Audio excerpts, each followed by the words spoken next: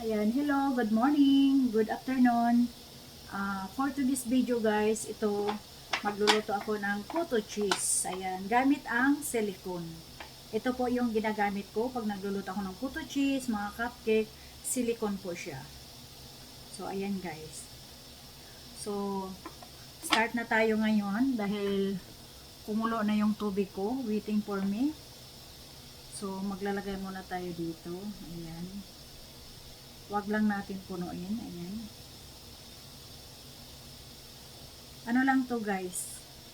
Nag-i-enjoy lang ako sa pagluluto. Kasi wala akong trabaho ngayon. Okay. Ayan.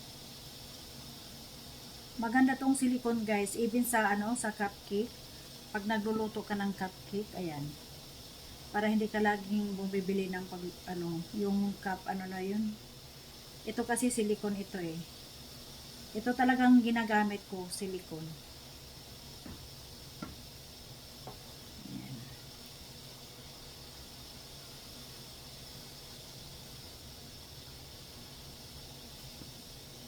Tapos, lalagyan natin ng cotto cheese pag na siya. Ay, lagyan natin ng yung cheese, cheddar cheese. Ayan. Ang sarap nito guys, promise. Parang feel na feel ko na. Alright? Okay. So now, ayan, ilalagay na natin dito dahil kumulo na yung ating, ayan po siya. Ayan. Ayan, ayan. Ayan. So, ilagay na natin dito sa loob guys, ang ating, ayan.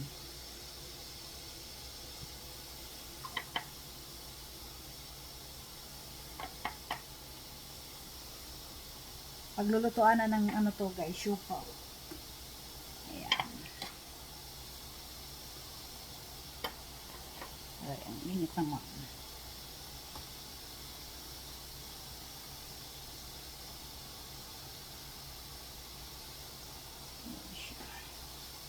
Kailangan natin pagkakasyahin ito guys.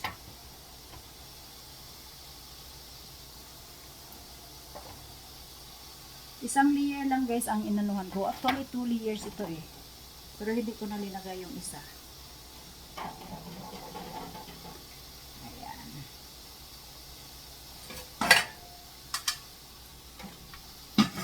Paano natin yan?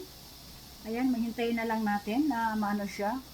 So yun guys, lagi na lang kami ng ganito na pag walang trabaho, magluluto, nag-i-enjoy, ganyan. So, dito lang sa bahay. Kasi ang hirap naman pag lagi tayong lumalabas, diba? So, dito na lang tayo sa bahay. I-enjoy na lang natin ang pagluto-luto. So, yun lang guys. So, gumamit ako ng cheddar cheese. Ito. Ayan po siya. Gina-slice ko po siya. So, ganyan po siya guys. So, ito mga transparent na, na silicone. Binili ko to sa Amazon. Ayan. Ito talaga yung ginagamit ko pag nagluluto ako ng mga cupcake, yung mga ganito, yung cotto cheese, ayan, ganyan siya. Hinugasan ko to muna, kasi syempre kailangan mong hugasan. Hindi pwede na gagamitin mo tapos hindi mo siya hugasan, ayan. Malinis yan guys, ayan, yan ang gamit ko talaga, mga silicone. So, yun lang guys, maraming salamat. So, mamaya, abangan nyo na pag naluto na siya. So, siguro hindi ko na lang ito tatapusin ang video. So, titingnan natin sa guys. Ayan. Hayaan lang natin dyan siya na umulo. So, okay guys. Maraming salamat. So, abangan nyo ang next na video ko. Kasi, pag naluto na siya, doon ko na sa inyo. Pag naluto na siya talaga. Okay? At paglagay ng cheese pala. Sorry. Ipakita ko muna yung paglagay ng cheese. Okay guys? Kita natin.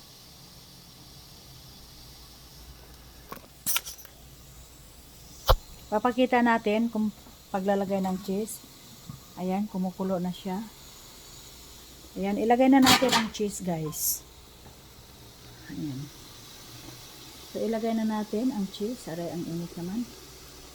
Ayan siya.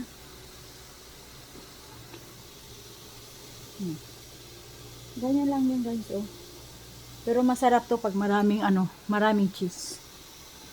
Ayan. So, takpan muna natin guys. Hintayin muna natin na maluto. Ayan. O, diba? So, yun na yan guys. Ayan, tatakpan natin.